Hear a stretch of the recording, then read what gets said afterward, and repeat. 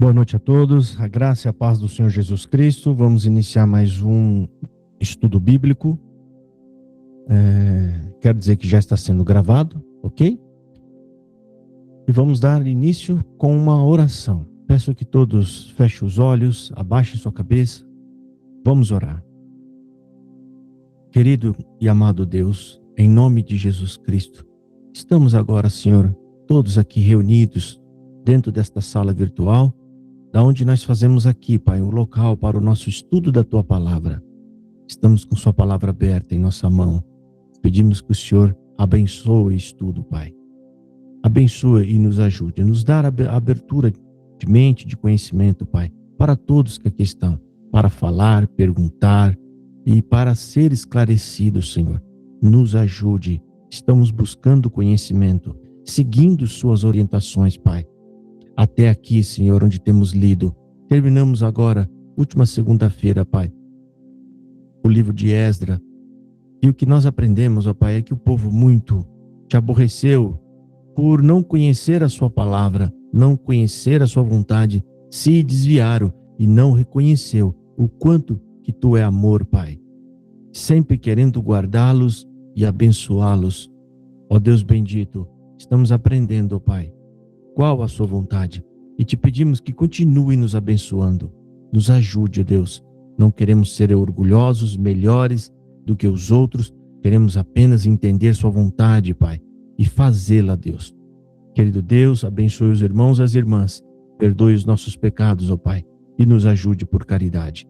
Aonde quer que estejamos, ó Pai, cada um de nós, estamos agora todos congregados aqui dentro desta sala virtual para estudar sua palavra num só propósito, Pai, fazer melhor a sua vontade.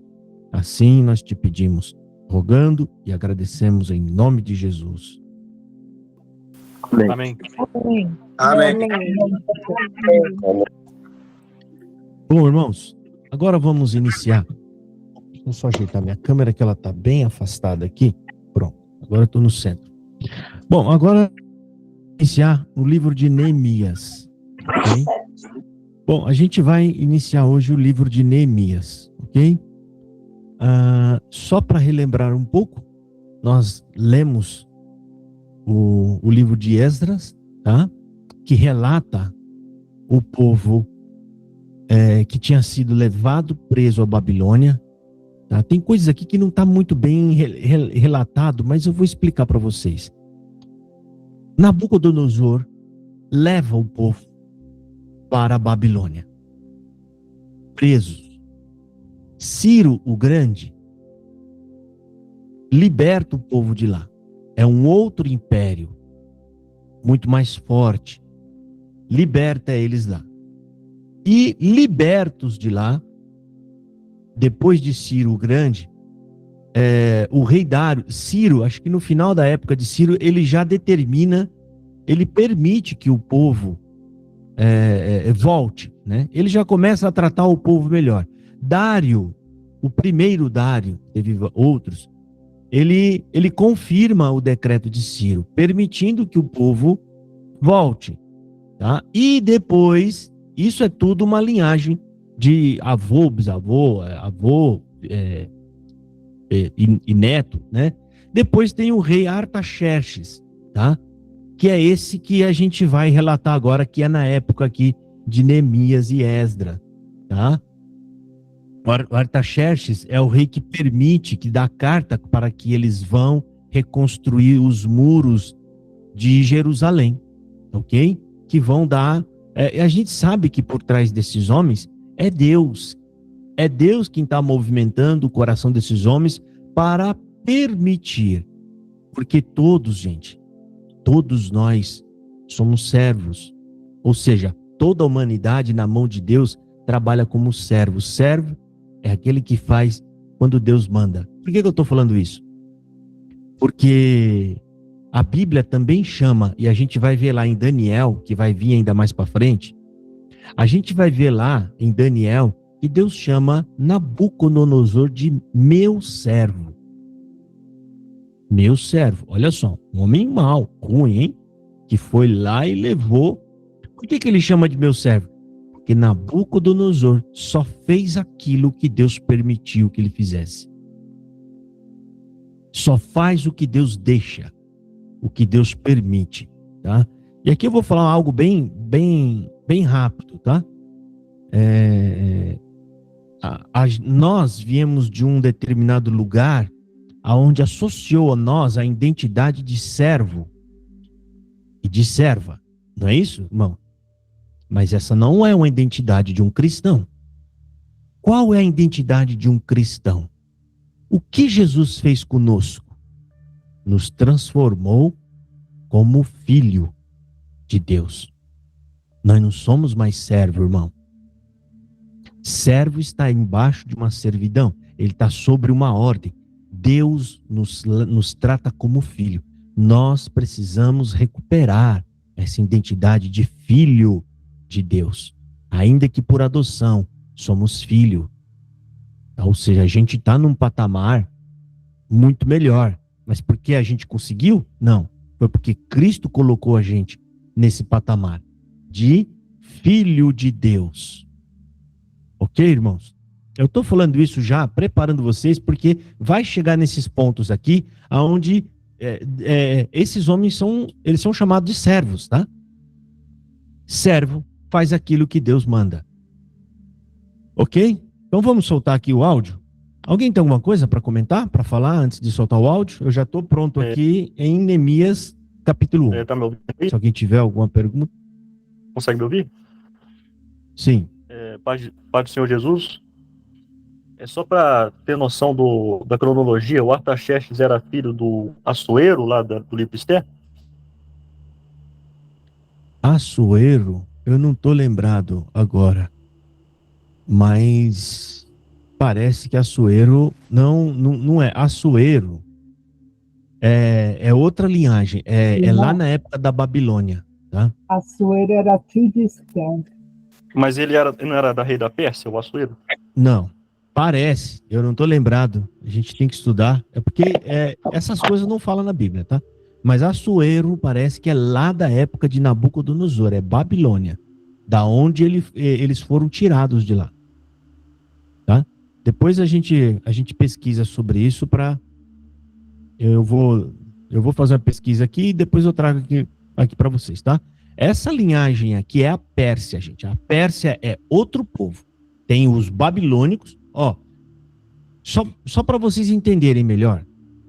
A Babilônia hoje seria o Iraque. Segundo o que os historiadores falam. É lá no Iraque. A Pérsia é o Irã.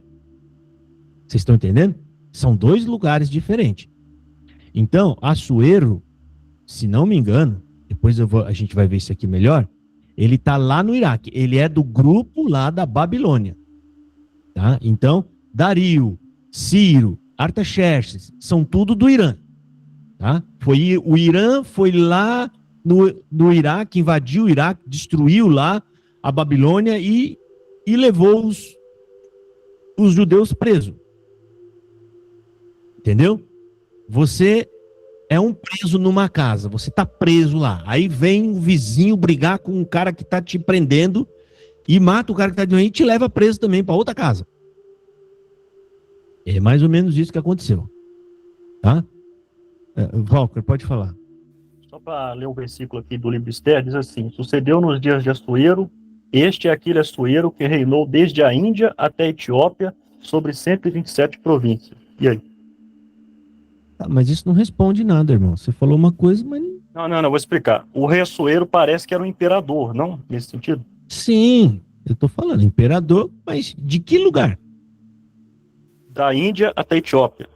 Tá, isso aí é a extensão. Mas a gente não sabe de que... Aí tá falando da extensão, não tá falando do local que ele é. Ou seja, ele é babilônico? Ele é persa? Ah, tá, agora entendi. Deus abençoe. Só isso mesmo. Entendeu? Amém. Então vamos lá, vamos soltar aqui.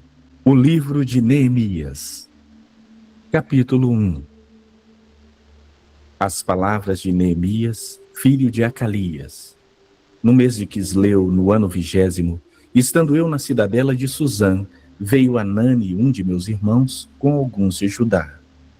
Então lhes perguntei pelos judeus que escaparam e que não foram levados para o exílio e acerca de Jerusalém. Disseram-me: os restantes que não foram levados para o exílio e se acham lá na província estão em grande miséria e desprezo. Os muros de Jerusalém estão derribados e as suas portas queimadas. Tendo eu ouvido estas palavras, assentei-me e chorei e lamentei por alguns dias. E estive jejuando e orando perante o Deus dos céus. E disse: ah, Senhor, Deus dos céus, Deus grande e temível, que guardas a aliança e a misericórdia para com aqueles que te amam e guardam os teus mandamentos. Estejam, pois, atentos os teus ouvidos e os teus olhos abertos para acudires à oração do teu servo, que hoje faço em tua presença, dia e noite, pelos filhos de Israel, teus servos. E faço confissão pelos pecados dos filhos de Israel, os quais temos cometido contra ti, pois eu e a casa de meu pai temos pecado. Temos procedido de todo corruptamente contra ti, não temos guardado os teus mandamentos, nem os estatutos, nem os juízos que ordenaste a Moisés, teu servo. Lembra-te da palavra que ordenaste a Moisés, teu servo, dizendo: se transgredirdes, eu vos espalharei por entre os povos. Mas se vos converterdes a mim e guardardes os meus mandamentos e os cumprirdes, então, ainda que os vossos rejeitados estejam pelas extremidades do céu, de lá os ajuntarei e os trarei para o lugar que tenho escolhido para lhe fazer habitar o meu nome. Estes ainda são teus servos e o teu povo que resgataste com teu grande poder e com a tua mão poderosa. Ah, Senhor, estejam, pois, atentos os teus ouvidos à oração do teu servo e à dos teus servos que se agradam de temer o teu nome. Concede que seja bem-sucedido hoje o teu servo e dá-lhe mercê perante este homem. Nesse tempo, eu era copeiro do rei. Bem, tá com essa música de fundo aí, acho que ficou bem alto, né? Ficou bem altinha essa música que eles colocaram. Bom, eu fiz uma pesquisa rápida aqui, gente, tá? Para poder organizar a pergunta que o irmão colocou. E eu vou ler aqui para vocês, tá? É que tem muita informação, gente, que não tá na Bíblia, tá? A Bíblia, ela tá resumida, ó.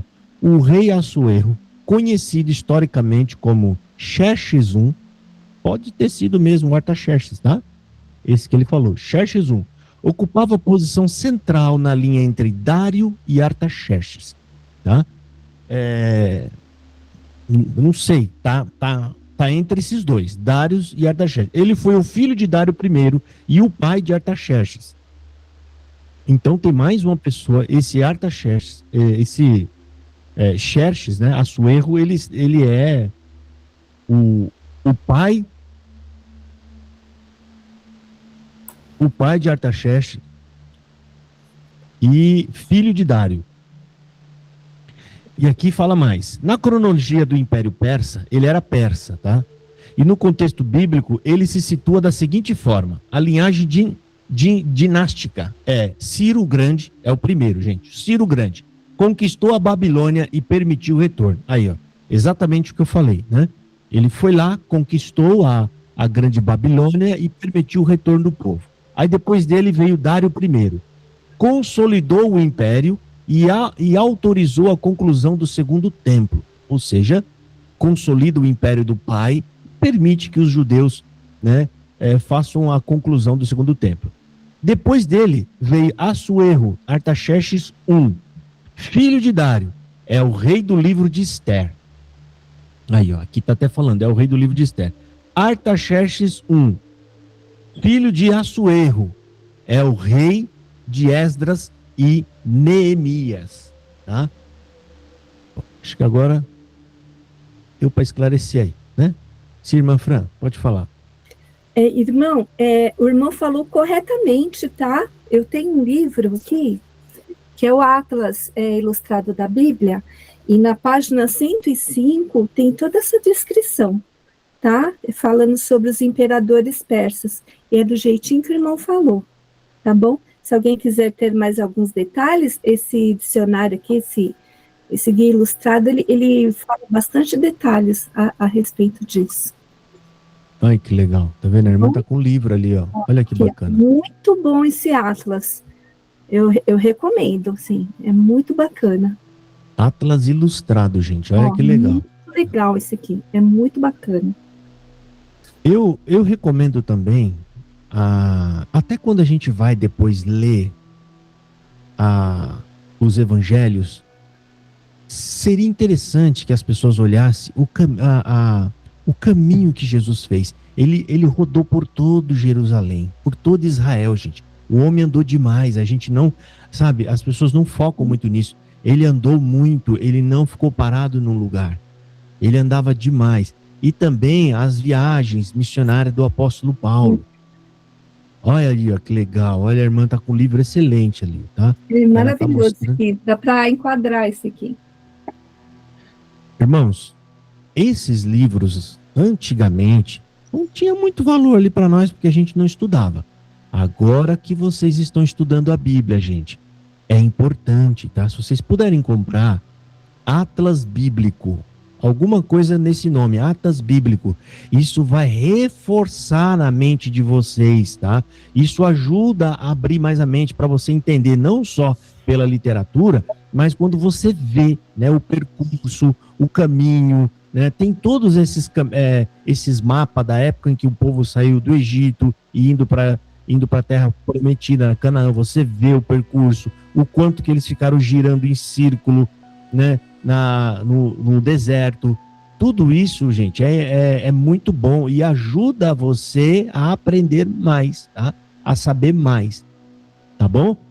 A minha ideia é no próximo estudo bíblico, quando a gente acabar toda essa leitura, para quem está chegando agora, entenda qual que é o tipo de estudo bíblico que a gente está fazendo agora. A gente está fazendo estudo da Bíblia mesmo, do registro, não é a interpretação daquele texto, não é a interpretação teológica. A gente está lendo o que está escrito e entendendo o que o autor escreveu.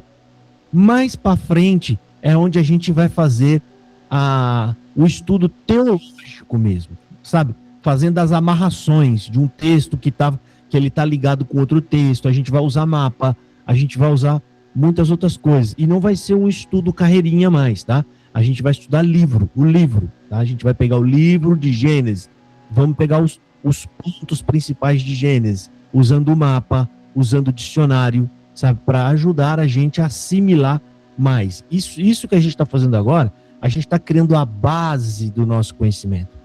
Tem que ter a base. Não pode fazer nenhum estudo teológico de nada se você não estudou primeiro a Bíblia. Por quê? Porque como que você vai saber se o que você está estudando lá está de acordo ou não? Você precisa ter conhecimento bíblico para poder dizer, ó, isso aqui tá, eu acredito nisso. Não, isso aqui eu acho que tá errado, tá fora do que a Bíblia falou. Entendeu? Até porque tem muita teologia aí para fora, aí, muita coisa maluca.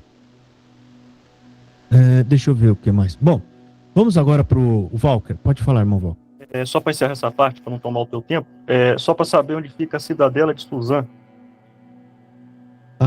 Não sei, irmão. Porque parece que é Babilônia. Eu acho que o Assuero reinou lá, mas deve ser isso.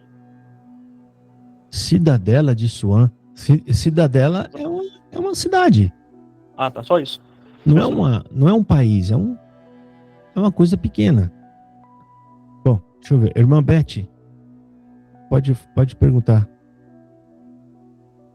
Não, eu ia perguntar assim, que às vezes eu leio, que nem eu já li essa parte da Bíblia que a gente vai estudar, e eu sempre leio antes. Eu dou uma lida. Até o terceiro capítulo, até a terceira parte que eu leio. E aí, às vezes, eu pesquiso as coisas aqui no Google. Tá bom, irmã. Muito bom. E às vezes bate mesmo aquilo que está aqui, às vezes palavras que a gente não conhece, né? Às vezes tem alguma palavra aqui que a gente não sabe o que significa. Para poder entender o texto, você precisa saber o que significa aquela palavra. Isso aí, irmã Betinha. Tá, né? Correto. Aí eu faço assim, eu vou pesquisando e vou anotando para mim poder entender o texto. E está sendo bom. Eu tô isso mesmo, irmão. Ô, irmão, rapidinho. Fica no Irã. Só isso. Só para confirmar. Bem, a minha época, quando eu estudei a Bíblia, 2001, 2002, meu primeiro estudo da Bíblia, não tinha internet. Né? A gente não tinha internet, não tinha Google, não tinha nada. Foi Deus que me presenteou mesmo, porque eu não sei nem de onde veio. Eu ganhei um dicionário completo. Esses dicionários completos, gente, hoje, tipo assim, hoje tá na casa dos R$1.000. O que é um dicionário completo? Não é esse dicionário de escola pequeno. É um que tem todas as palavras que você pode imaginar. Ele é caríssimo, ele é bem grandão, é um livrão enorme. E eu consegui, eu tinha um em casa. Foi quando eu estudei a Bíblia. Eu tinha a Bíblia, o dicionário e mais umas outras 3 Bíblias que eu ia estudando, né? E conferindo e comparando e foi simplesmente maravilhoso. Toda palavra diferente eu anotava, via o significado da palavra e voltava no texto, lia de novo com aquele significado para poder interpretar e entender. Até porque a nossa leitura dessa Bíblia, ela tem linguagem mais arcaica, né? Então fica um pouco mais difícil para você entender. Mas também depois que você aprende, gente, fica muito bom, porque o arcaicaísmo, ele é um pouco mais, como é que fala? Mais certeiro no significado da palavra. Ele usa uma palavra mais difícil, mas eu acho que fica melhor para você entender um texto. Bom, vamos lá. Vamos agora para a leitura que a gente acabou de fazer aqui, né? Bom, aqui está falando, a gente viu aqui, né, que o rei Assuero, o Neemias era copeiro, né? Era copeiro aqui do rei.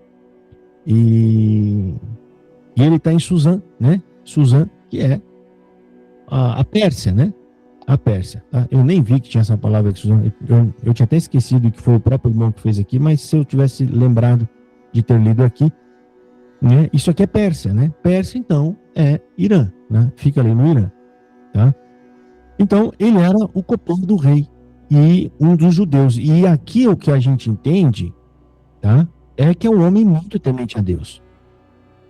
Temente, ou seja, um homem de muita oração. A gente vai ver mais para frente aqui que quando eles voltam para Jerusalém, eles não só reconstroem os muros para proteger a cidade, como ele faz uma coisa que a gente já falou aqui diversas vezes, que poucas vezes foi feito. Ele promove a leitura da lei agora em praça pública. É como se estivesse fazendo o que nós estamos fazendo agora, aqui, ó, estudo bíblico na praça pública, para todos aprenderem a vontade de Deus.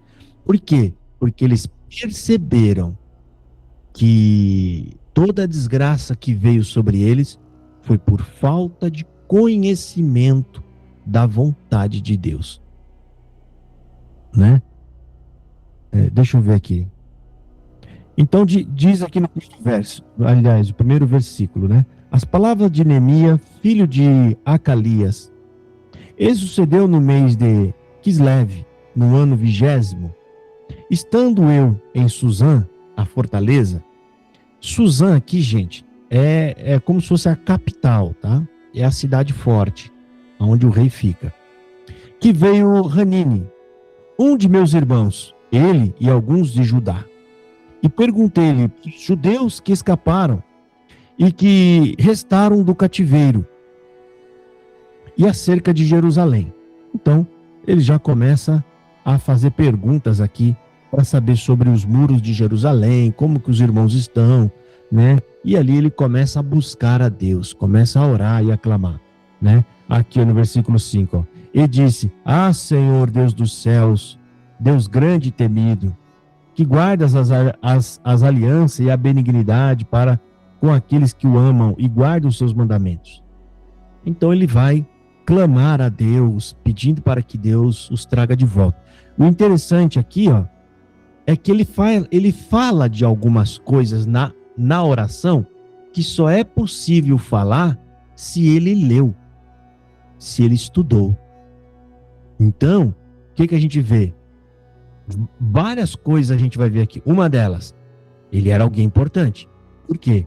Porque não é qualquer pessoa que tinha acesso ao livro da lei. Gente, o livro da lei eram vários rumos. Não é um livro igual você tem aí. E não tinha cópias, ou seja, ou ele estava com você ou ele estava com outra pessoa. Né? Então, tinha um lugar, deve ser uma espécie de alguma, não sei, alguma carruagem, algum lugar onde guarda aquilo ali dentro de alguma sala, algum lugar. Né? E ele tinha acesso. E o interessante aqui, ó, ele sabe ler, ele tem acesso para fazer a leitura, ele já está aprendendo, e quanto mais ele lê, isso já aconteceu com outros, quanto mais ele lê, mais escandalizado ele vai ficando com as ações do povo. Porque é quando ele lê que ele começa a perceber o quanto que eles estão sofrendo por culpa deles mesmos, de tudo que fizeram de errado, tá? Tem outras passagens atrás que a gente fala, né? Teve um outro rei que fez isso, ele foi ler e ficou assustado, falou, meu Deus, olha como que... Eles descobriram em determinado momento que nem a Páscoa eles estavam tomando, aí ordenaram fazer a Páscoa, né? E outras coisas mais, tá? Por quê? Porque aqui a gente vê que ele começa a falar e ele começa, aliás, a orar e falar coisas que só quem conhece o livro pode falar aquilo. Olha só. De todos os corrompemos, aliás, vamos voltar aqui, 6, versículo 6. Estejam, pois, atentos os teus ouvidos, os teus olhos abertos, para ouvires a oração do teu servo, que eu hoje faço perante ti, dia e noite, pelos filhos de Israel, teus servos, e faço confissão pelos pecados dos filhos de Israel que temos cometido contra ti. Também eu e a casa de meu pai temos pecado. De todos nos corrompemos contra ti, e não guardamos os seus mandamentos, nem os estatutos, nem os juízos que ordenaste a Moisés teu servo. Olha aqui. E ele quando ele fala isso, é porque ele conhece todos os estatutos e conhece todos os mandamentos. Lembra-te, pois, da palavra que ordenaste a Moisés. Como é que ele sabe dessa palavra? Teu servo dizendo, vós transgredireis e eu vos espalhareis entre os povos. Como que ele sabe que está escrito isso? Entendeu, irmão? É a mesma coisa hoje. Quando a gente fala, olha, está escrito em Romanos. Quando alguém fala isso, qual é a primeira coisa que você vê nisso? Esse irmão leu Romanos, né? Capítulo tal, versículo tal, ele leu. É igualzinho que está acontecendo aqui. Tá? Aí, no versículo 9, se vós vos convertereis a mim e guardareis os meus mandamentos, eu os cumprireis. Então, ainda que vossos rejeitados estejam na extremidade do céu, de lá os ajuntarei e os trarei ao lugar que tenho escolhido para ali fazer habitar o meu nome. Isso está escrito na lei de Moisés. Então, a gente pode enxergar aqui que sim, ele tinha conhecimento, é um homem culto, tá? Apesar de ser um escravo, gente, é um escravo que devia ter, é copeiro, né? Então ele está perto do rei, é um homem que é bem tratado, tem acessos a muitas coisas. Não é porque escravo, gente, que ele andava com corrente no pé, não é isso não, tá? Escravo é alguém que não tem dinheiro e tá salário, não tem nada, ele vive a serviço do rei, mas é livre. Tá? Ele também não ia ter coragem de fugir do lugar, porque os soldados vai atrás e acham, né? Bom, vamos seguir então? Capítulo 2, tá? Vamos lá. O livro de Neemias. Capítulo 2. No mês de Nisan, no ano 20º do rei Artaxerxes, uma vez posto o vinho diante dele, eu o tomei para oferecer e lhe o dei. Ora, eu nunca antes estivera triste diante dele. O rei me disse, por que está triste o teu rosto, se não estás doente? Tem de ser tristeza do coração. Então eu tremi sobremaneira e lhe respondi, viva o rei para sempre. Como não me estaria triste o rosto, se a cidade onde estão os sepulcros de meus pais está assolada e tem as portas queimadas pelo fogo?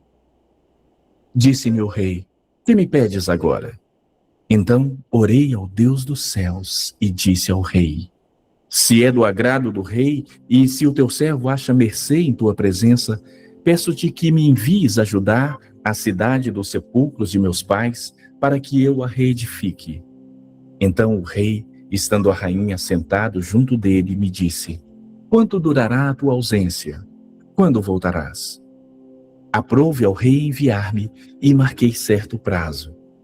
E ainda disse ao rei: se ao rei parece bem, deem-se-me cartas para os governadores da além do Eufrates, para que me permitam passar e entrar em Judá, como também carta para Asaf, guarda das matas do rei, para que me dê madeira para as vigas das portas da cidadela do templo, para os muros da cidade e para a casa que eu deverei alojar-me.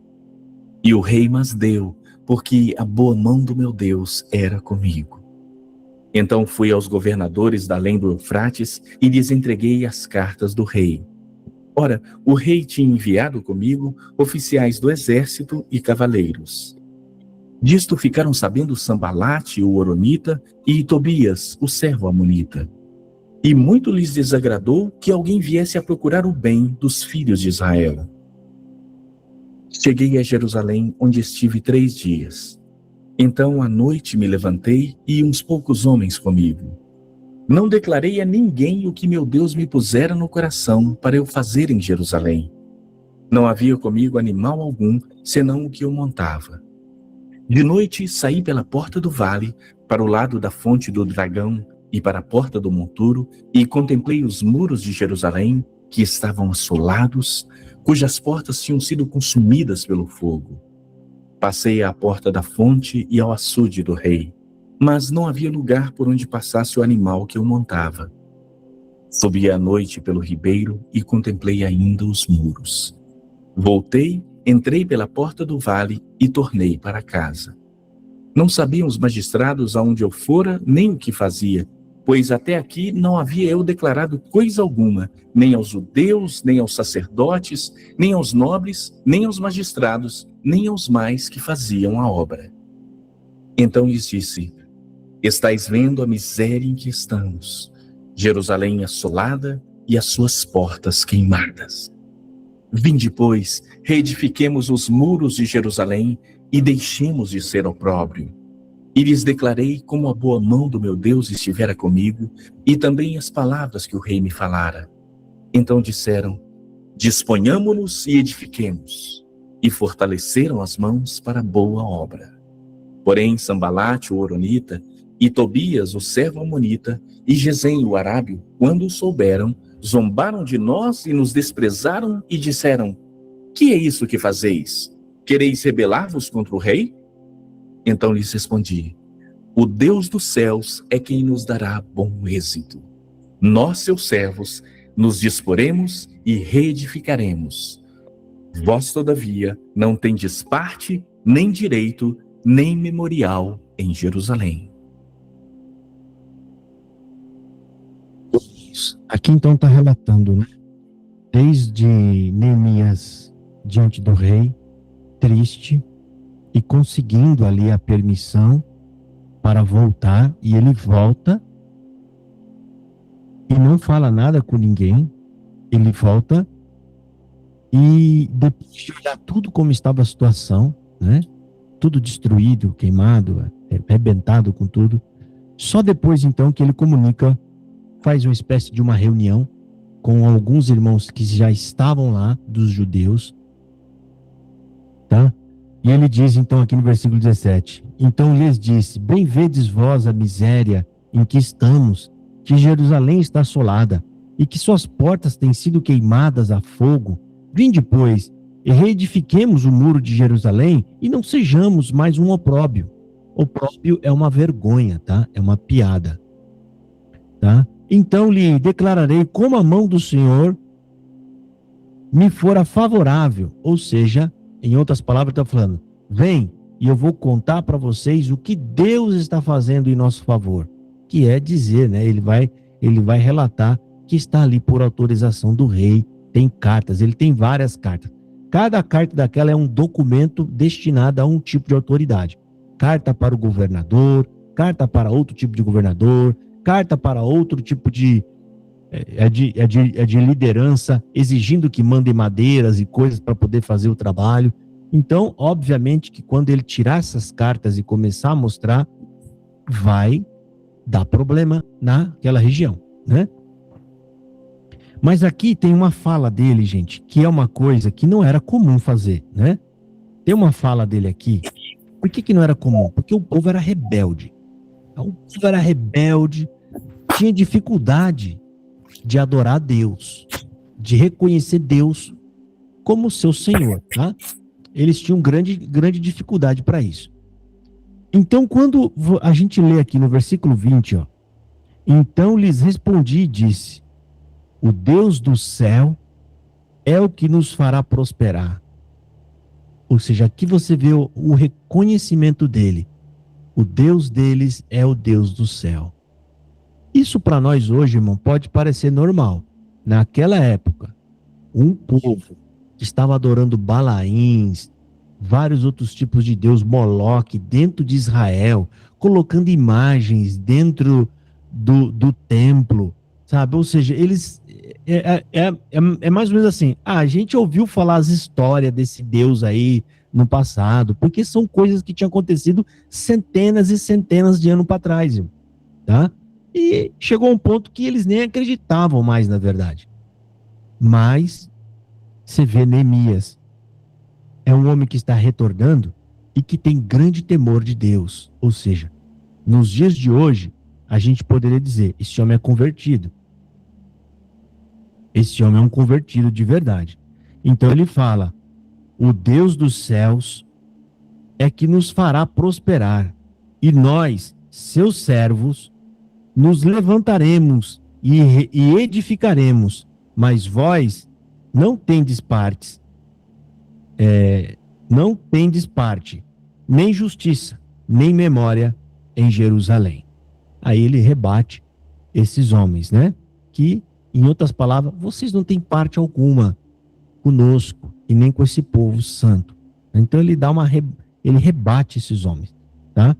Esses homens, tá, gente, não são judeus, então eles estão preocupados de se Jerusalém reedificar de novo e tornar de novo ser um reinado, uma nação forte. Eles têm medo porque eles podem ser, como é que fala? Feitos servos, né? Empregados, se caso Jerusalém se reedifique e torne-se um povo forte. Tá? Então aqui é tudo uma guerra política, tá? Tem aqui. Alguma pergunta, irmão? Só para saber se a ideologia também é religiosa ou se não, ou é só política. Como assim? Não entendi. No caso do templo, que vai falar, acho que já falou em Esdras, né? O templo. O templo é o centro da religião judaica deles, né? Jerusalém, gente, eu vou voltar a falar para vocês. Jerusalém não. Israel, aquele povo de Israel, a lei que Deus entregou para eles. O que significava a lei para eles, gente? A gente já falou bastante vezes aqui. Vamos ver se vocês lembram. O que significava a lei para eles? Como se fosse uma proteção ou algo parecido? Não. Comparando com o Brasil hoje, o que seria a lei? A nossa Constituição Federal. Isso. Uma teocracia, então. Sim, é uma teocracia porque é uma lei baseada em uma religião só, né? Ou seja, na verdade, o país nasce da crença, porque primeiro é a crença, depois o país. A lei judaica, gente, ela é um código civil, ela não é só um código religioso, ela é um código civil. Como assim? Ela tá a regra, a lei de, como é que fala a palavra? A lei de convivência. É como se fosse a Constituição Federal. Então ali tem vários tipos de lei dentro dela. Ali tá tudo junto, ó. Um código religioso, um código civil, um código penal, um código sanitário, que a gente vai ver todos os tipos de regra que moderam esse tipo de coisa. Qual que é o código sanitário? aqui o modo que eles têm que comer, o jeito que tem que comer, o que pode comer, o que não pode comer, né? Tem várias coisas que mostram que ou seja, até quando eles estão doentes, tem que se apresentar o sumo sacerdote. Se alguém tiver, qual que é a doença lá? Lepra, tem que ir lá no sumo sacerdote, o sumo sacerdote tem que examinar ele. É um código sanitário isso, tá? Aí ele tem que ir na casa dessa pessoa, examinar a casa dessa pessoa, se vê que a casa está contaminada, tem que embargar a casa, não pode, ninguém mais pode entrar nela, tem que colocar fogo nela.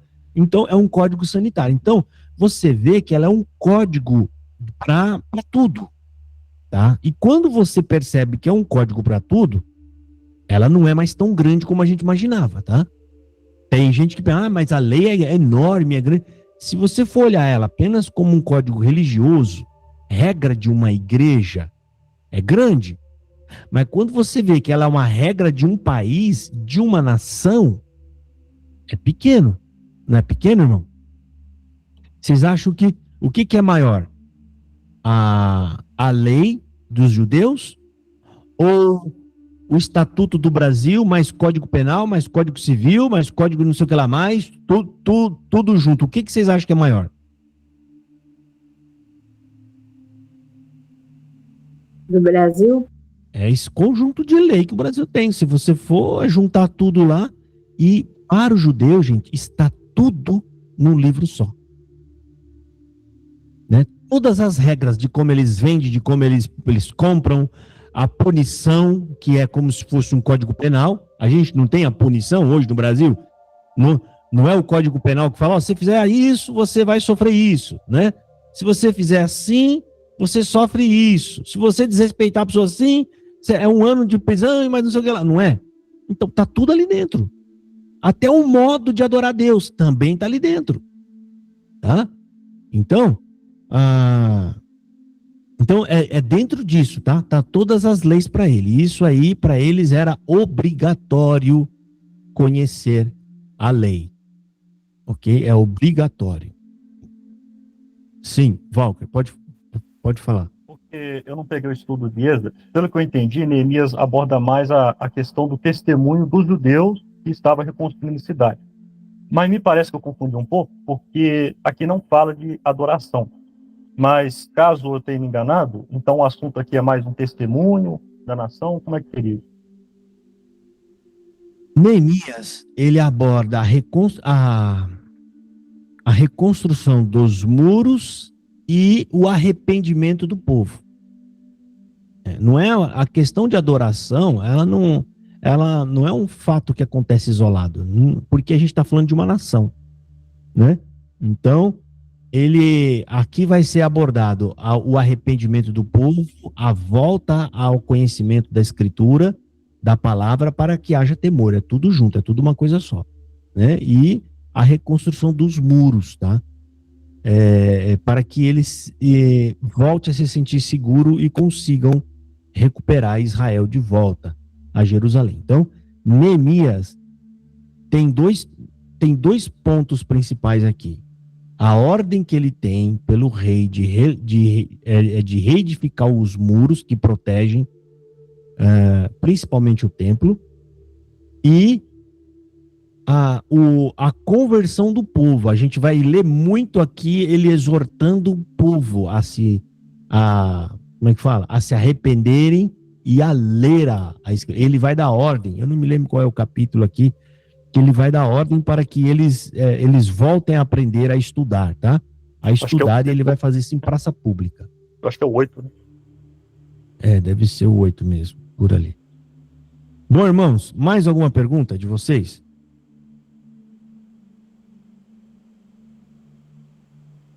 Bom, sem perguntas, a gente vai até o capítulo 5 hoje, tá? Acho que tem 13 capítulos aqui. São 13. É 13, né? Então, a gente lê 5 hoje, 4 no próximo e 4 no outro, tá? Eu acho que dá os 13. Vamos lá. Capítulo 3, né? O livro de Neemias, capítulo 3. Então se dispôs Eliasibe, o sumo sacerdote, com o sacerdote e seus irmãos, e reedificaram a porta das ovelhas. Consagraram-na, assentaram-lhe as portas e continuaram a reconstrução até a torre do Sem e a torre de Ananel. Junto a ele edificaram os homens de Jericó. Também ao seu lado edificou Zacur, filho de Inri. Os filhos de Asenaá edificaram a porta do peixe. Colocaram-lhe as vigas e lhe assentaram as portas com seus ferrolhos e trancas. Ao seu lado reparou Meremote, filho de Urias, filho de Cós. Junto deste reparou Mesulão, filho de Berequias, filho de Mesesabel, a cujo lado reparou Zadok, filho de Baaná. Ao lado destes repararam os tecoítas.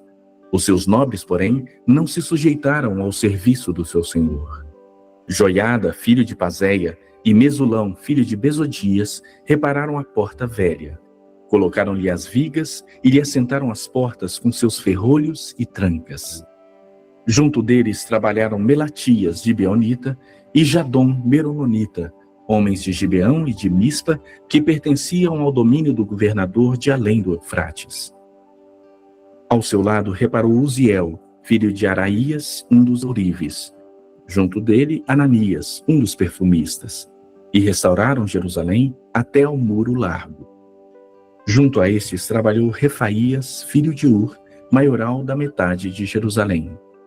Ao seu lado reparou Gedaías, filho de Arumafe, defronte da sua casa. E ao seu lado reparou Atus, filho de Asabneias. A outra parte reparou Malquias, filho de Arim, e Azube, filho de Paate-Moabe, como também a Torre dos Fornos. Ao lado dele reparou Salum, filho de Aloés, maioral da outra meia parte de Jerusalém, ele e suas filhas. À porta do vale reparou a Anum e os moradores de Zanoa. Edificaram-na e lhe assentaram as portas com seus ferrolhos e trancas, e ainda 1000 côvados da muralha até a porta do monturo.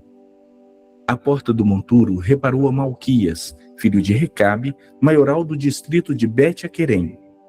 Ele a edificou e lhe assentou as portas com seus ferrolhos e trancas. À porta da fonte reparou a Salum, filho de Coozé, maioral do distrito de Mispa. Ele a edificou e a cobriu, e lhe assentou as portas com seus ferrolhos e trancas, e ainda o muro do açude de Selá, junto ao jardim do rei, até aos degraus que descem da cidade de Davi. Depois dele reparou a Neemias, filho de Asbuque, maioral da metade do distrito de Bet-Zur, até defronte dos sepulcros de Davi, até ao açude artificial e até a casa dos heróis. Depois dele repararam os levitas Reum, filho de Bani, e ao seu lado Asabias, maioral da metade do distrito de Keila. Depois dele repararam seus irmãos Bavai, filho de Enadade, maioral da metade do distrito de Keila.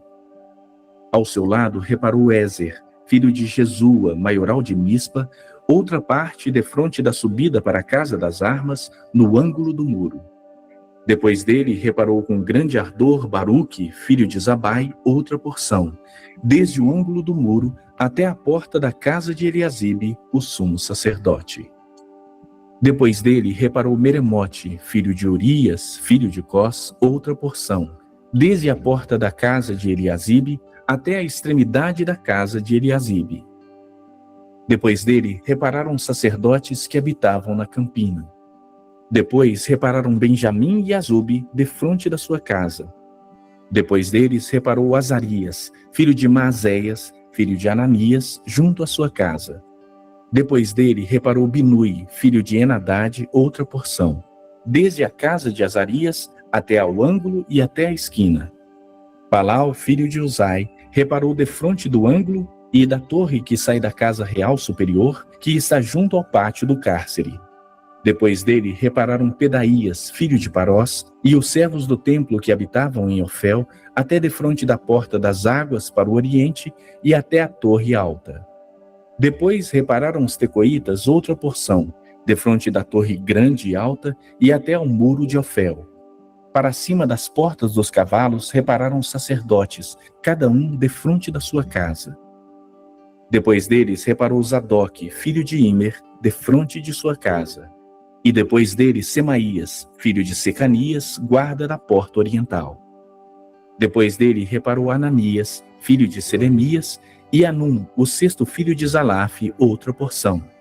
Depois deles, reparou Mesulão, filho de Berequias, defronte da sua morada.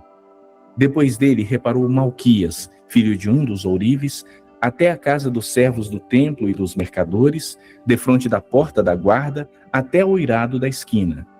Entre o eirado da esquina e a porta das ovelhas, repararam os ourives e os mercadores. Irmãos, o que vocês perceberam aqui? Nesse capítulo 3. É uma lista, né? Dá para imaginar? Dá para ter uma ideia? O que está fazendo essa lista? O que ele está querendo dizer? Tá separando as pessoas para cada um fazer a sua parte da muralha e as suas portas, suas casas. Mas Betinha, quase isso. Ó, gente, é um círculo, né? Em volta do templo. É um círculo. Eles reuniram os homens que tinham e delimitaram.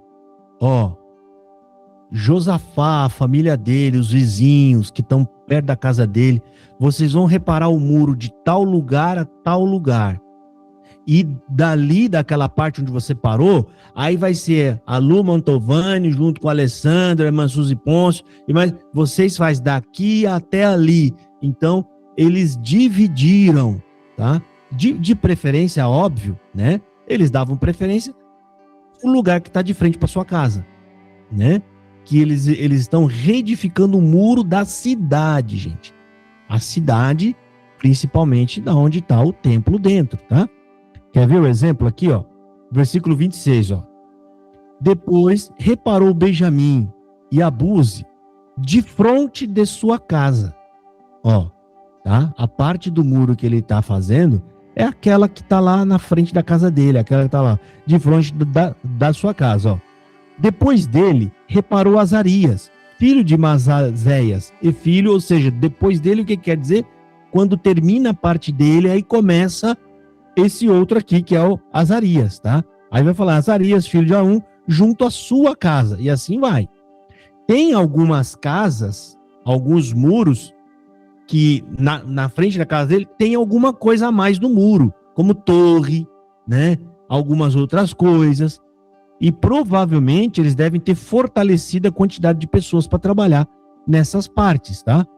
Então, o foco do livro de Neemias tá tão ligado à reconstrução do templo que ele coloca, tá?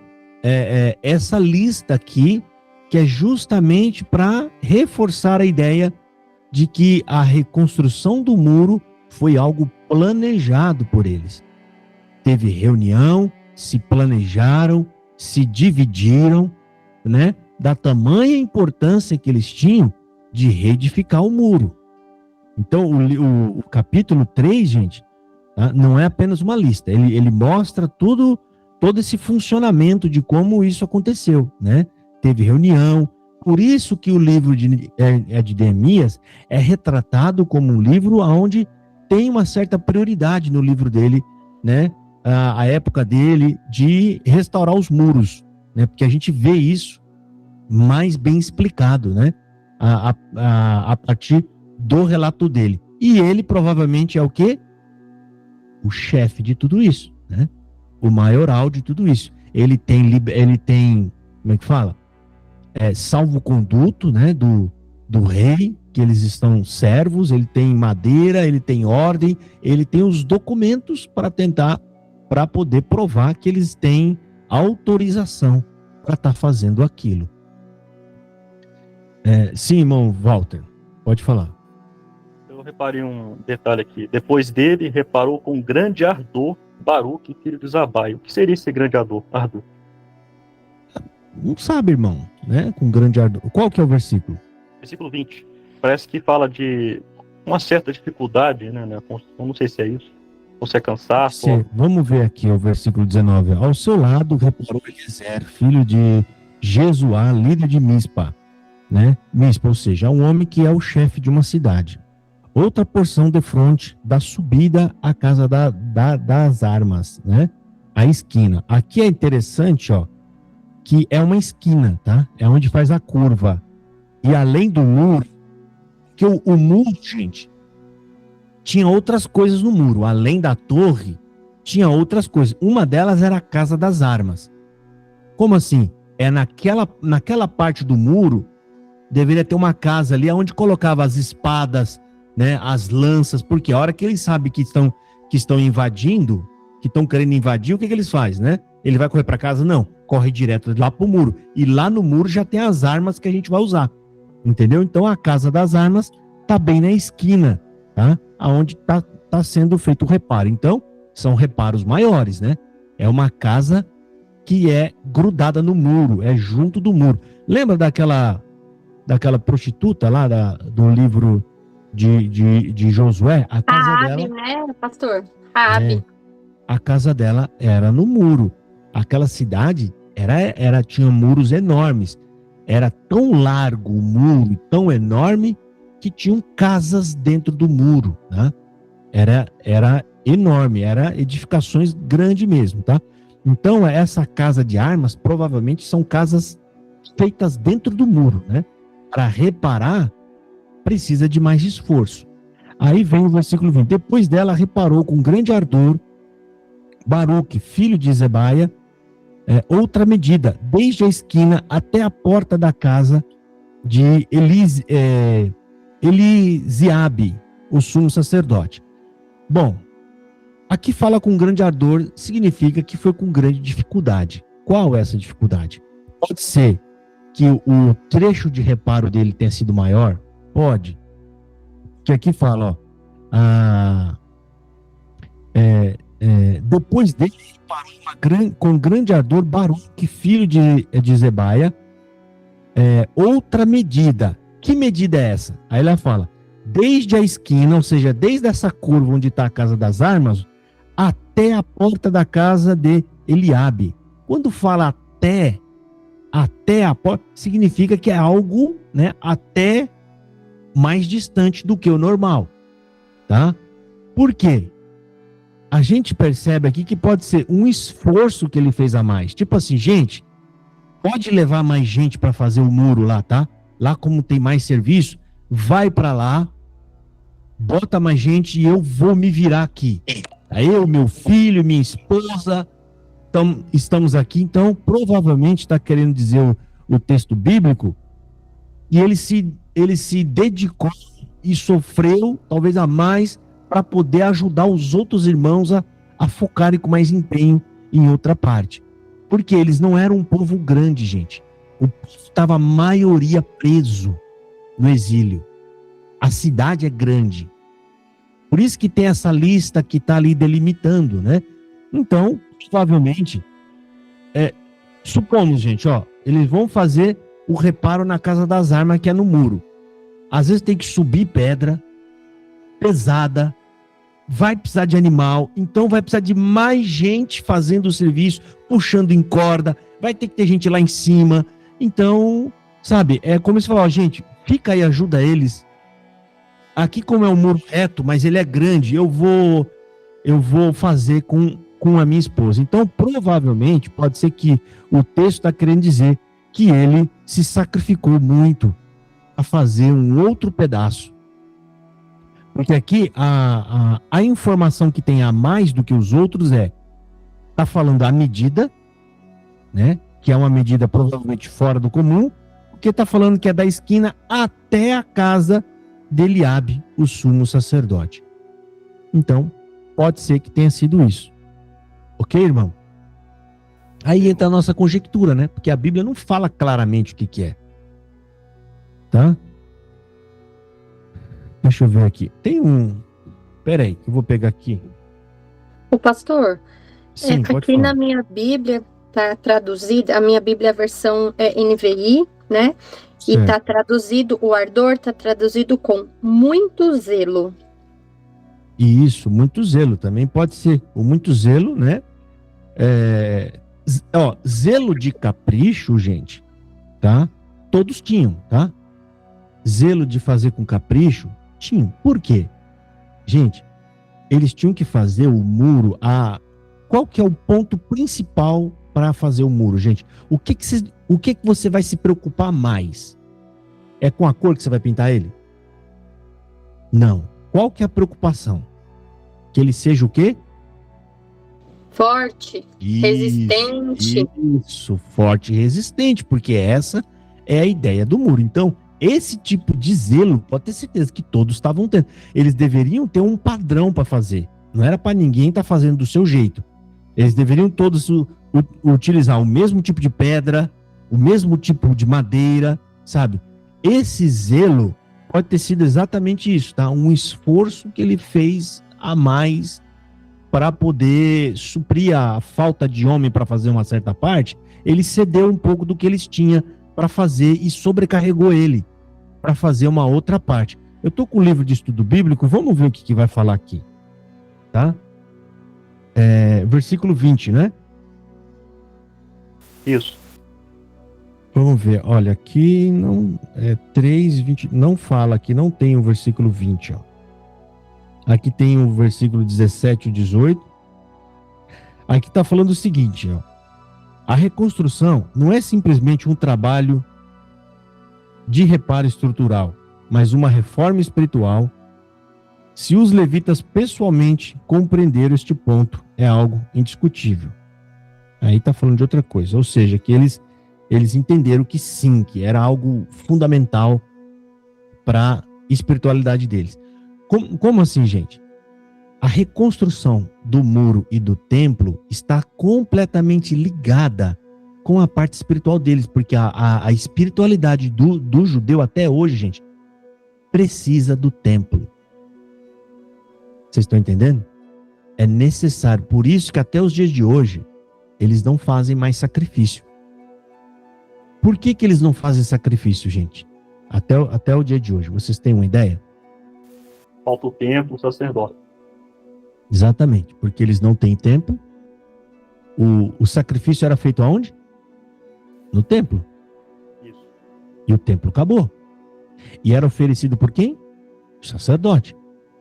Eles se perderam tanto no mundo e fizeram aquilo que não deveriam ter feito, ou seja, casaram com mulheres que não eram judias, e as judias casaram com homens que não eram judeus, que fez o que com eles, gente? O que atrapalhou? Despediu as mulheres, né? Eles perdem a identidade, o rastreio, entendeu? Deus, quando ele fala vocês não devem, era por dois motivos. Vocês não podem casar com pessoas de outras terras. Por quê? Uma, né? Porque ele não queria que a sua crença se misturasse com a crença dessas outras pessoas e para não perder a identidade. Vocês perceberam que em vários livros que a gente leu, eles falam do povo a partir da genealogia. Vocês lembram? Filho de fulano, filho de fulano, filho de ciclano. Vocês lembram disso? Isso aí é porque a escritura está constantemente marcando a identidade deles. Marcando. É através da genealogia que marca a identidade daquele povo. E hoje, eles perderam eles perderam muito isso, tanto que está difícil para eles encontrar no meio deles mesmo quem realmente, verdadeiramente é levita. Quem é filho de Abraão. Como é que vai descobrir isso? Entendeu? É difícil, tá? Eles não têm o templo e não têm uma linha levita. Mas por que não tem, gente? A gente sabe que quando Jesus morre, acabou o sacrifício. Então Deus não está preocupado, porque se fosse necessário, pode ter certeza que Deus tinha dado um jeito de permanecer. Teria permanecido e eles saberiam, né? Teriam o templo, primeira coisa, Deus não ia deixar que se perdesse, ele ia dar um jeito de que o povo voltasse com aquele templo, né? Vocês podem ver que o templo, gente, permaneceu em pé, ele foi destruído uma vez, mas foi reconstruído de novo. E permaneceu em pé até quem? até chegar Jesus, né? Depois que Jesus morre, acabou, tá? E uma das Deus, quando manda Jesus, o sacrifício perfeito, o que ele faz? Ele acaba com o sacrifício de animais, porque Deus também não estava feliz, gente, tá? Vendo animais sendo sacrificado por culpa do homem, né? O animal foi feito para isso, gente. Deus criou o animal pensando, eu estou criando o cordeiro, porque lá no futuro eu quero que ele seja usado como sacrifício. Não, Deus não fez o animal para isso. Né? Tudo isso aconteceu por quê? Porque o homem pecou. Irmã Adriana, pode falar. A irmã Adriana baixou a mão? Desculpa aí, irmã Adriana, eu demorei. Sem problema, pastor. Eu já tirou a dúvida já. Tá bom. Entendeu, gente? Então, hoje, graças a Jesus Cristo, gente, acabou o sacrifício de animais, coitado. Acabou. Não precisa mais fazer. Não precisa sacerdote. Por que que a gente não precisa de sacerdote? Aliás, nós temos um sacerdote. Não é que não precisa. Hoje o nosso não é mais substituído, não é? A Bíblia fala que ele é o nosso sumo sacerdote eterno. Por que que o sacerdote fazia sacrifício, irmão? Por ele, para poder expiar todo o pecado. Para quê? Para ele entrar no templo, né? E entrar no lugar santíssimo. Não é isso? E o homem pecava todo dia, não pecava? Então torna a fazer matar o coitadinho do bichinho de novo e vai e mata e joga sangue para cá e para lá e é fogo e é cinza que vai no meio da água e esparge, borrifa água neles e entra de novo. Aí torna a pecar de novo, aí pisa no rabo do gato, tem que fazer tudo de novo, aí vai e bota lá dentro. Jesus Cristo é santo. Acabou. O sacrifício nem foi por ele, foi para nós. Nem foi para ele, gente. Ele não precisava se sacrificar para se limpar, para entrar, né? Aliás, ele já estava lá, né? É para nós. Então acabou o sacrifício, é um só. Ele nos purificou de uma vez por todas, irmão. Olha que maravilha. Obra perfeita. O que Deus fez? Ensinei e vocês não conseguem. Agora eu vou aí, vou fazer com perfeição, uma vez só. Acabou. Agora a nossa parte o que é? Crer e se entregar para ele. Acabou. Mais alguma questão aqui? Para nós partirmos aqui para o... Não. Eu abaixei o volume aqui sem querer. Só para saber o que significa sacerdócio santo na carta do apóstolo Pedro. Então, irmão, quando chegar lá, nós fala, tá bom? Perdoe, desculpa. Tá bom. É que se a gente abrir, que nem a gente já falou, se a gente abrir para fazer pergunta para passagens fora do que a gente está lendo, tá? A gente se perde aqui. A pergunta é só dentro do texto, do que a gente leu, tá bom? Irmão, é a minha primeira vez. Desculpa. Tá bom, meu irmão. Bom, gente, vamos lá. O livro de Neemias, capítulo 4. Tendo Sambalate ouvido que edificávamos o muro, ardeu em ira e se indignou muito e escarneceu dos judeus. Então falou na presença de seus irmãos e do exército de Samaria e disse: Que fazem estes fracos judeus? Permitir-se-lhes isso? Sacrificarão? Darão cabo da obra num só dia? Renascerão acaso dos montões de pó as pedras que foram queimadas? Estava com ele Tobias, o amonita, e disse: Ainda que edifiquem, vindo uma raposa, derribará o seu muro de pedra.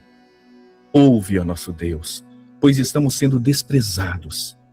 Caia o seu opróbrio sobre a cabeça deles e faze que seja um despojo numa terra de cativeiro.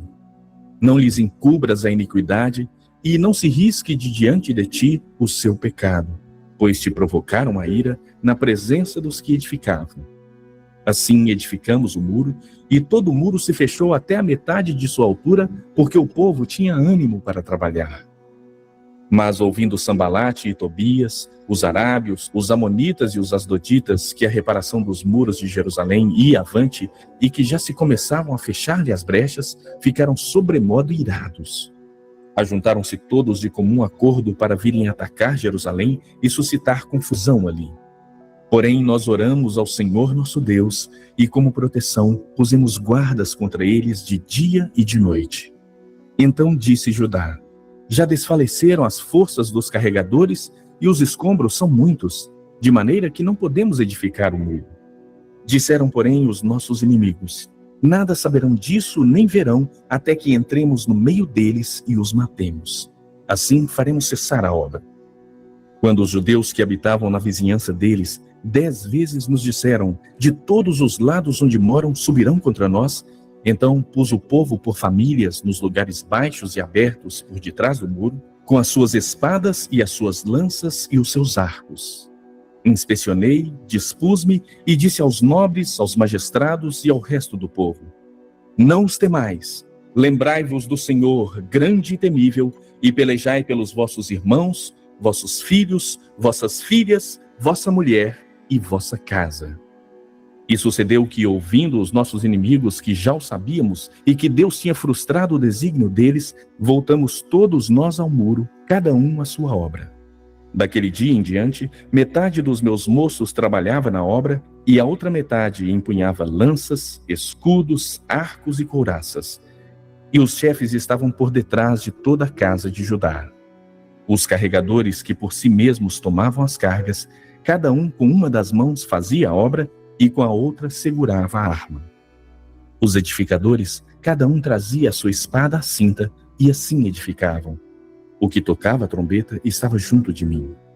Disse eu aos nobres, aos magistrados e ao resto do povo: grande e extensa é a obra, e nós estamos no muro muito separados, longe uns dos outros. No lugar em que ouvirdes o som da trombeta, para ali acorrei a ter conosco. O nosso Deus pelejará por nós. Assim trabalhávamos na obra, e metade empunhava as lanças desde o raiar do dia até o sair das estrelas. Também nesse mesmo tempo disse eu ao povo: cada um com seu moço fique em Jerusalém, para que de noite nos sirvam de guarda e de dia trabalhem. Nem eu, nem meus irmãos, nem meus moços, nem os homens da guarda que me seguiam largávamos as nossas vestes. Cada um se deitava com as armas à sua direita. Então aqui fica mais claro ainda, tá? Que o esforço deles era grande para reparar o muro. Aqui foi falado sobre isso. Que todos estavam trabalhando. Alguns estavam tendo dificuldades, que é o que pode explicar lá o versículo 20, né? Com grande ardor, né? Aqui, ó.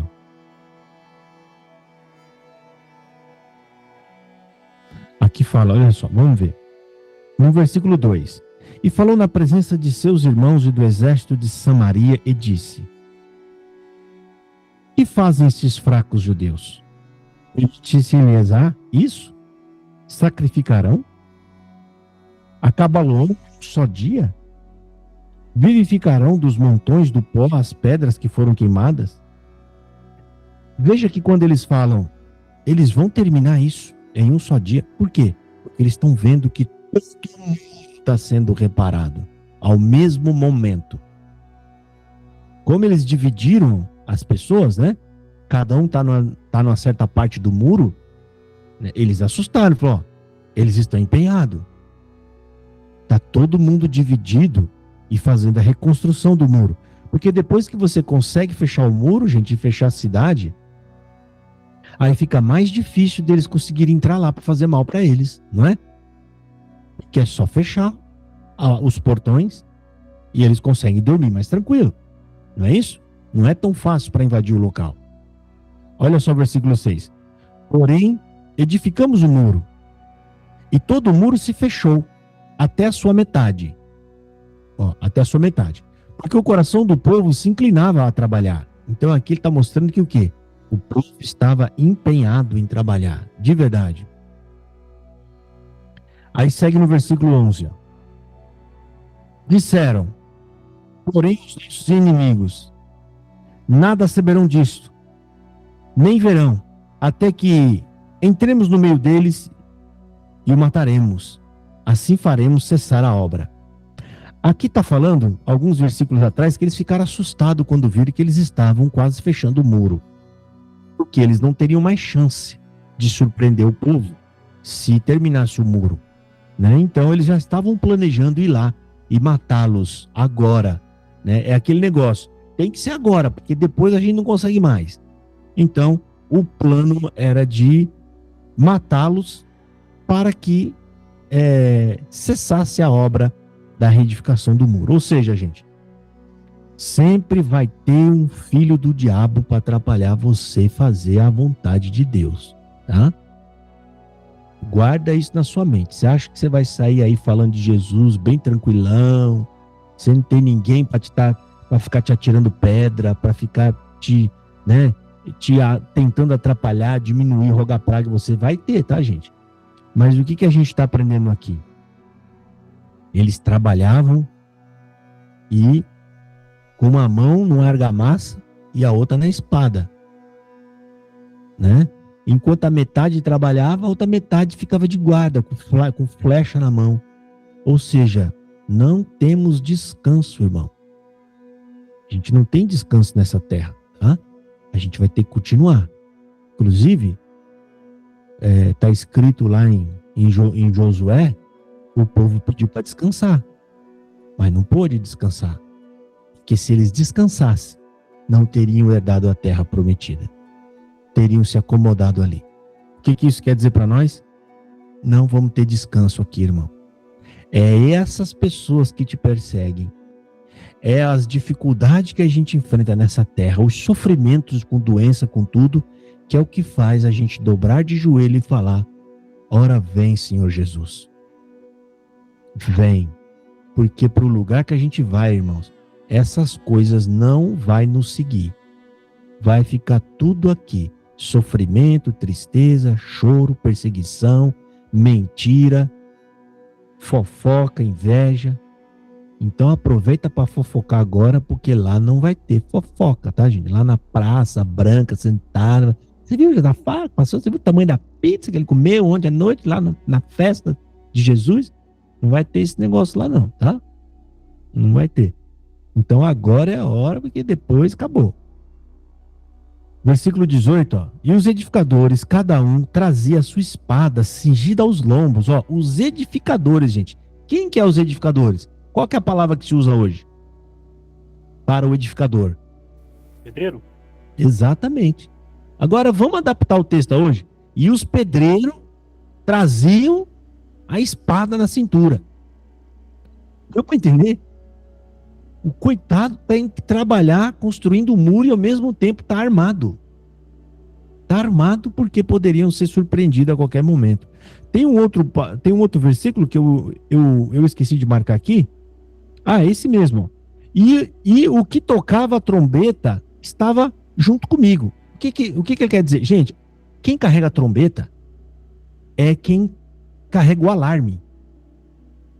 Sabe? Quando a gente vê o inimigo chegando, as pessoas gritavam para o homem que tinha trombeta para poder avisar ele. Aí ele tocava a trombeta como a buzina, né? Avisando o povo. Então ele está querendo falar o quê? Até o rapaz que é o alarme estava trabalhando com nós ali do lado ali, atento para caso acontecer alguma coisa, ele avisa o povo. Deixa eu ver aqui. Alguma pergunta?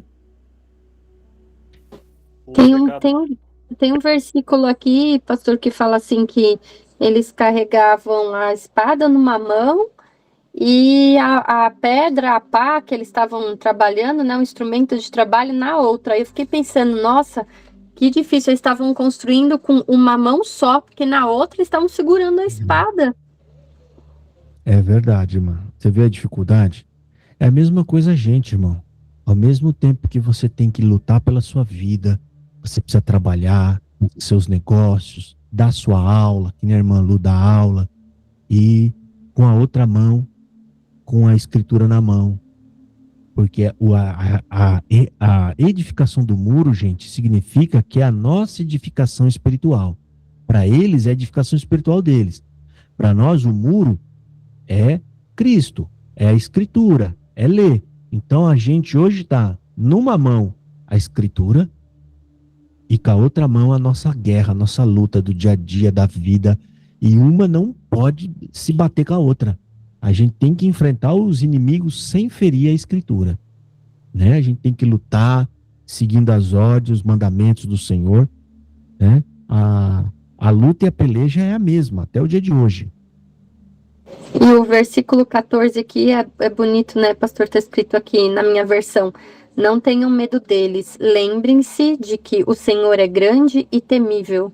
É bonito isso, né? A gente vai ser atacado por todos os lados, que está escrito aqui antes também, né? Por onde quer que vocês se virem, saibam que seremos atacados de todos os lados. Mas não devemos ter medo, porque quem está conosco, né, é o Senhor, que é grande e temível. É bonito isso. Glória a Deus, exatamente. Apesar de toda a dificuldade, gente, que a gente passa, Deus está conosco. E Ele está permitindo o que está acontecendo com a gente. Ele está permitindo, tá? E nada vai acontecer com a gente que fuja do controle dele, ok? Ele está sob o controle de tudo. Irmão Walker, pode falar. É uma oração aqui típica dos judeus, né? Eles estão dizendo assim: ouça o nosso Deus, somos tão desprezados, caia o seu opróbrio sobre a sua cabeça, e faze com que seja um despojo numa terra de cativeiro, não cubras iniquidade e não risque o pecado. Só para saber se essa oração é realmente judaica ou é cristã também. Não, essa oração é judaica. Esse é um dos problemas que nós temos hoje. As pessoas não estudam a Escritura e misturam as duas dispensações. Essa oração judaica, para a época, está correta. Para hoje, não. Por quê? Porque ele está orando aqui pedindo sentença sobre aquelas pessoas. Hoje a gente tem que pedir isso? Não tem? Não pode. E por que naquela época tinha? Porque a obra era material.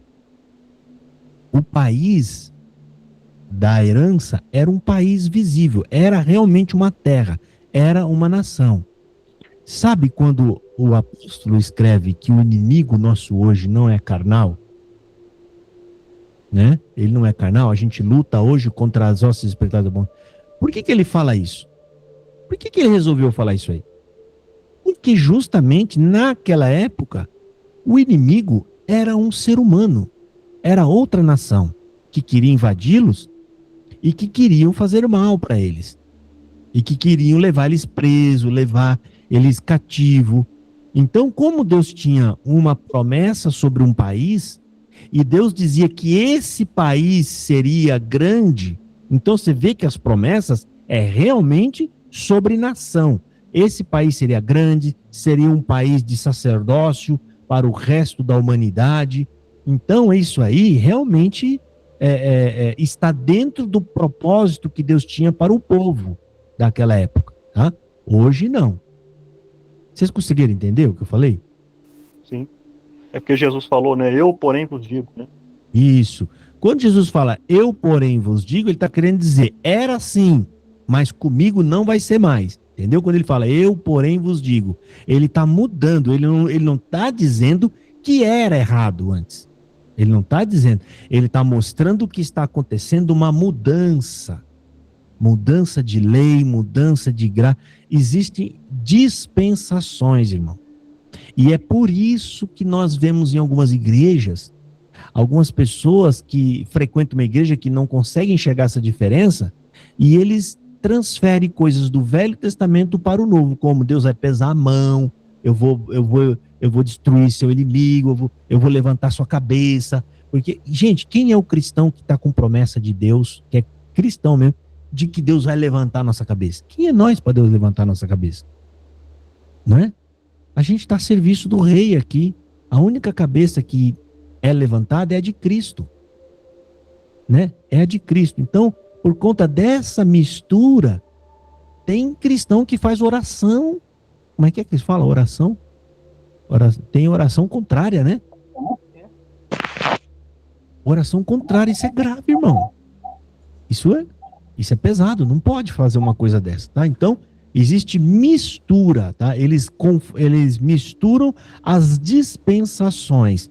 que tem a dispensação do Velho Testamento e a dispensação agora no Novo Testamento. Deu para vocês entenderem, irmão? Eu sim. Irmã Lu, pode falar. Ô, pastor, nessa linha aí, dessa oração que o irmão estava falando, tem um versículo aqui também escrito assim, ó: nosso Deus lutará por nós, que é o versículo 20. Eu penso, quando eu leio assim, escuto as pessoas falando, Deus vai lutar por você, Deus vai lutar por você, né? Eu penso assim, que Deus não luta mais por nós, eu que penso, Deus não luta mais por nós, porque ele já enviou Jesus Cristo, Jesus já morreu por nós, então o mal já foi vencido, nós já somos dele, então ele não precisa lutar para que nós sejamos contra o mal, para que nós sejamos dele, é nós que temos que lutar com o mal que está em nós, para que cada vez sejamos mais santos igual a Jesus. Não sei se isso é certo, pensar assim, é que toda vez que eu vejo esse versículo eu fico pensando, Deus não precisa mais lutar por nós, porque Jesus já veio, já sofreu na cruz. Jesus lutou e venceu. Ele disse, eu venci o mundo. Ele lutou e venceu. O mundo está derrotado. Acabou. E pra gente, o que sobrou? O benefício da vitória. Só. A gente foi abençoado com essa vitória. A gente não precisa mais. Tá? Ele teve uma guerra, né? Existia aquela dúvida, será que se Deus vier aqui, ele consegue fazer tudo que exige que os homens façam? Você entendeu essa indagação? Né? Poderia ser que alguém se apresentasse e falasse, e aí, você está cobrando tanto? E aí, será que você consegue? Ele veio, cumpriu, conseguiu e subiu. Ele venceu por nós. Para a gente entender isso, vocês lembram da passagem de Davi enfrentando Golias? Lembram? O que estava acontecendo ali antes de Davi chegar? Não estava os dois povos parados há meses, pensando se iam para a guerra ou não? Aí vinha um gigante enorme que não poderia ser vencido e xingava e ofendia o povo de Israel. O que o exército de Israel fazia naquela hora? Eles iam para cima do gigante? Estava todo mundo aqui assustado, né? Eles estavam recuados, né? Recuados, assustados. Aí chega um, que é Davi, né? Tava lá, foi levar o queijo, o pão, não tinha roupa de guerra, pastor de ovelha, não tinha roupa de guerra, ou seja, ele não foi para a guerra, ele não veio para guerrear, e ele foi enfrentar o gigante que nenhum de nós poderíamos derrotá-lo.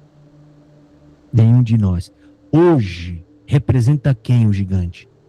O pecado e a morte.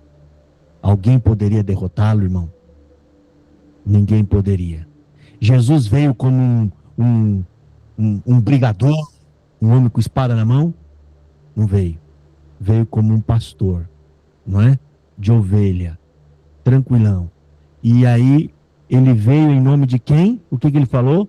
Jesus falou, eu falo a palavra que eu vi diante de meu Pai. E não foi isso que Davi falou? Eu vou a você em nome do Senhor dos Exércitos. E derrotou. Então, Davi lutou pelo povo e derrubou o gigante, dando a vitória para o povo. Não foi?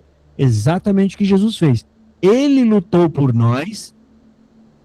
Quando o gigante achou que acabou com ele, foi quando ele acaba com o gigante, que foi exatamente na cruz. Ou seja, tem uma palavra que fala disso, que é algo, parece uma coisa, mas na verdade é outra. Eu esqueci a palavra. Ou seja, na hora que acha que derrotou ele, foi a hora que ele ganha, né? Ou seja, mato ele e acabo com ele, e esse negócio foi aí que perde, porque ele volta ressuscitado e não morre mais e venceu. Agora está sendo dado o tempo para que o povo se arrependa, sejam sarados, para que ele venha, porque o diabo já foi condenado, o povo está condenado, e ele está só aguardando que as pessoas se arrependam e saiam debaixo da condenação e sejam salvos. Tá? Então, o nosso papel agora, gente, é só propagar a verdade. espalhar o que ele já falou, o que ele já ensinou, porque o diabo já perdeu, essa guerra já acabou, não tem nem guerra mais. A guerra tá entre nós, tá? O nosso desejo do pecado que está em nós, pecaminoso, para a gente não se entregar para o mundo, né, a vontade da carne. Quem tem que governar nós agora é o Espírito Santo. A gente não pode se entregar aos deleites dessa terra, dessa carne.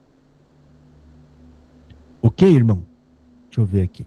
Vamos então para o último capítulo de hoje, que é o capítulo 5, tá bom? O livro de Neemias, capítulo 5. Foi grande, porém, o clamor do povo e de suas mulheres contra os judeus, seus irmãos. Porque havia os que diziam: somos muitos, nós, nossos filhos e nossas filhas, que se nos dê trigo para que comamos e vivamos. Também houve os que diziam: as nossas terras, as nossas vinhas e as nossas casas hipotecamos para tomarmos trigo nessa terra. Houve ainda os que diziam: tomamos dinheiro emprestado até para o tributo do rei sobre as nossas terras e sobre as nossas vinhas. No entanto, nós somos da mesma carne como eles, e nossos filhos são tão bons como os deles. E eis que sujeitamos nossos filhos e nossas filhas para serem escravos. Algumas de nossas filhas já estão reduzidas à escravidão. Não está em nosso poder evitá-lo, pois os nossos campos e as nossas vinhas já são de outros. Ouvindo eu, pois, o seu clamor e estas palavras, muito me aborreci. Depois de ter considerado comigo mesmo, repreendi os nobres e magistrados e lhes disse: sois usurários, cada um com seu irmão.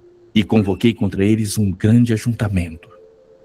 Disse-lhes: nós resgatamos os judeus, nossos irmãos, que foram vendidos às gentes, segundo as nossas posses. E vós outra vez negociaríeis vossos irmãos para que sejam vendidos a nós? Então se calaram e não acharam o que responder. Disse mais: não é bom o que fazeis. Porventura não devíeis andar no temor do nosso Deus, por causa do opróbrio dos gentios, os nossos inimigos? Também eu, meus irmãos e meus moços, lhes demos dinheiro emprestado e trigo. Demos de mão a esse empréstimo. Restituí-lhes hoje, vos peço, as suas terras, as suas vinhas, os seus olivais e as suas casas, como também o 100º do dinheiro, do trigo, do vinho e do azeite que exigistes deles. Então responderam: restituir-lhes-emos e nada lhes pediremos. Faremos assim como dizes. Então chamei os sacerdotes e os fiz jurar que fariam segundo prometeram.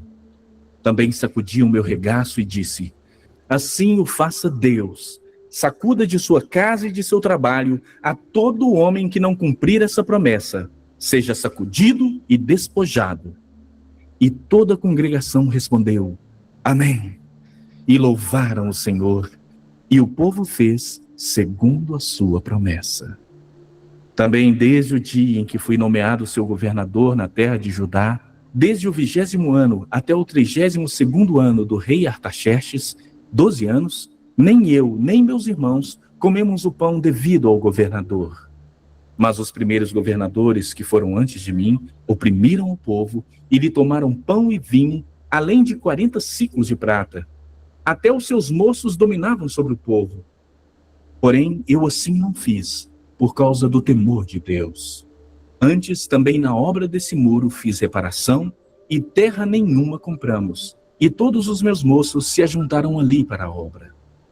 Também 150 homens dos judeus e dos magistrados, e os que vinham a nós dentre as gentes que estavam ao nosso redor, eram meus hóspedes. O que se preparava para cada dia era um boi e 6 ovelhas escolhidas. Também à minha custa eram preparadas aves e de 10 em 10 dias muito vinho de todas as espécies. Nem por isso exigiu o pão devido ao governador, porquanto a servidão deste povo era grande. Lembra-te de mim para o meu bem, ó meu Deus, e de tudo quanto fiz a este povo. Vocês entenderam aqui, irmão, o que estava acontecendo? O que Neemias está querendo dizer aqui? Olha só, eu vou ler para vocês de novo. Vou começar pelo final. E o que se preparava para cada dia eram boi e 6 ovelhas escolhidas. Também aves se preparavam. E de 10 em 10 dias, muito vinho de todas as espécies. Agora que é a parte importante.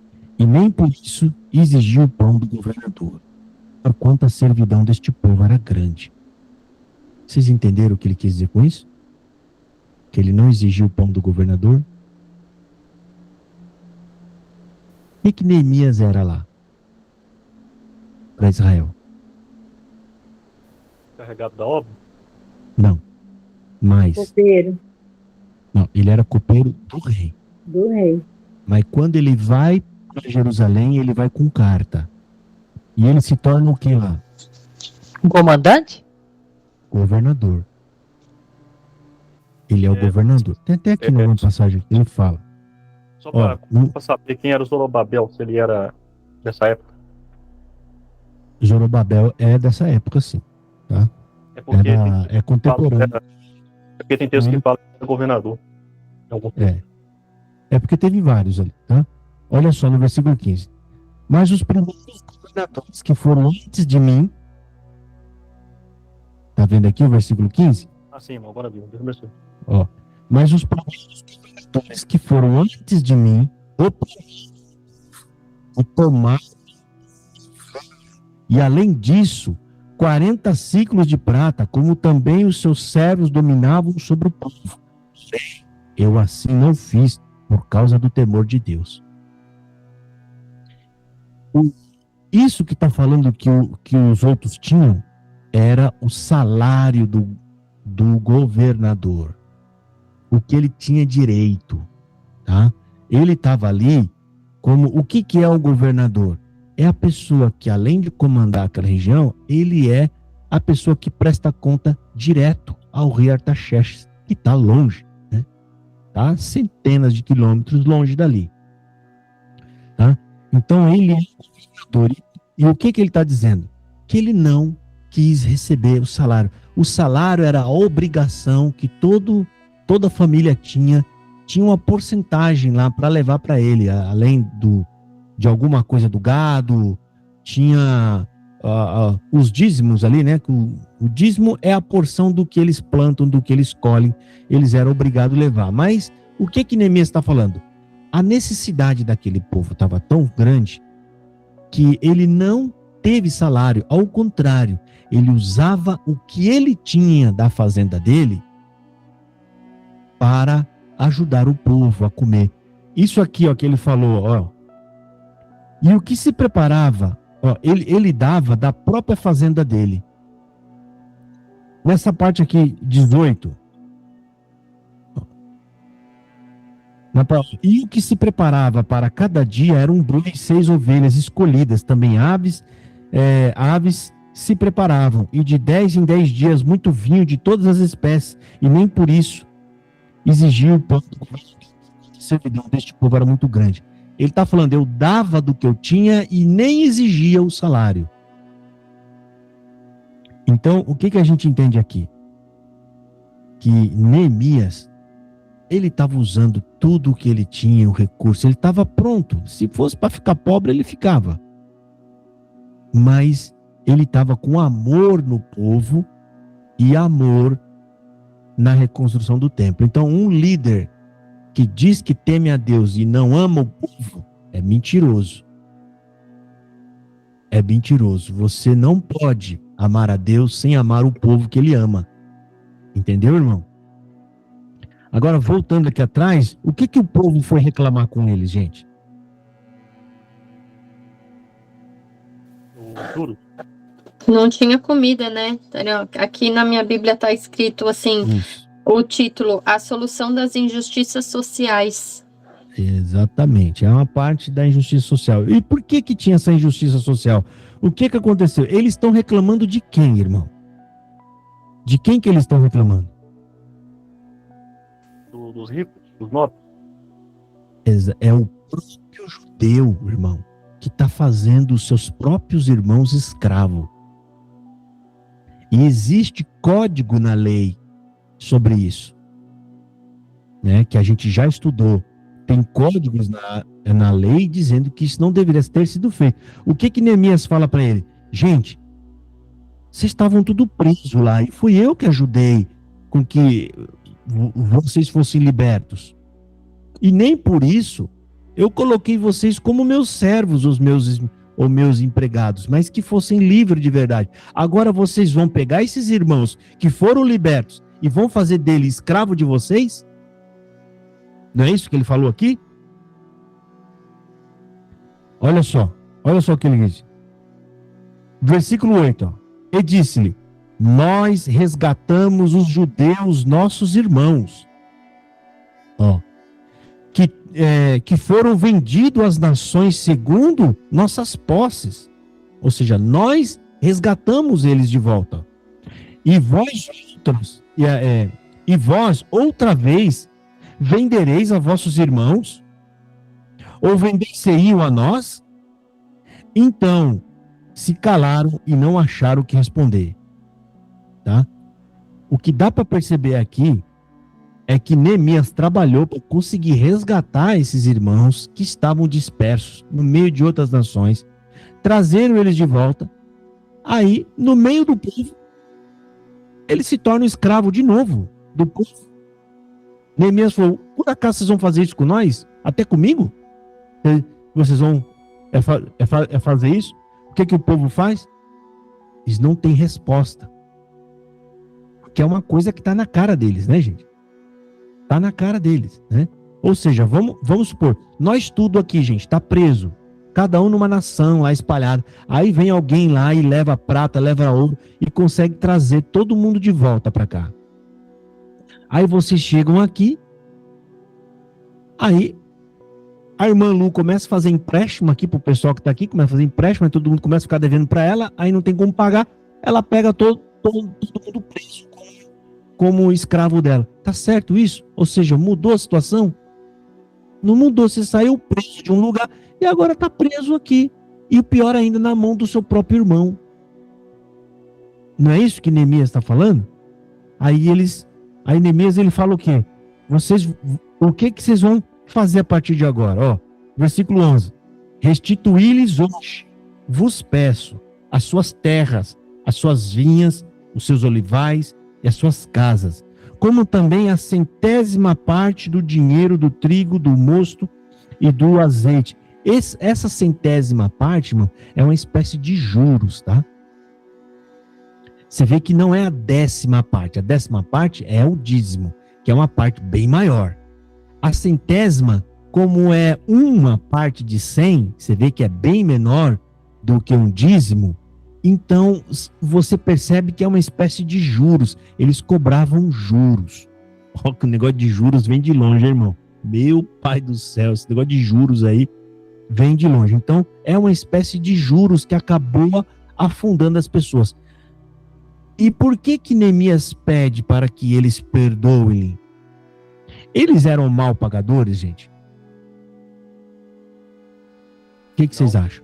Não era não. Eles não eram mal pagadores. Então, por que eles estavam nessa situação?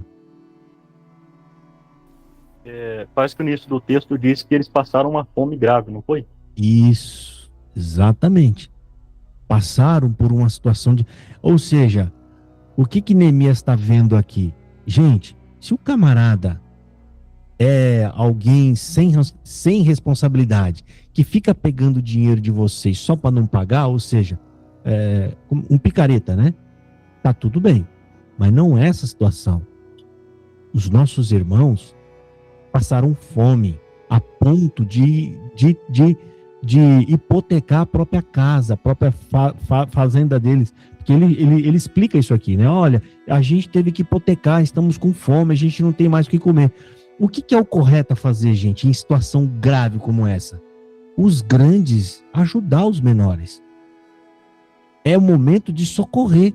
Não é o momento de se aproveitar para ficar mais rico do que eles. Entendeu? Por isso que aqui é tratado como uma injustiça social. Como é que fala? É um oportunismo que foi feito aqui. Tá? Inclusive, no Código da Lei, tem uma parte lá que eu acho incrível.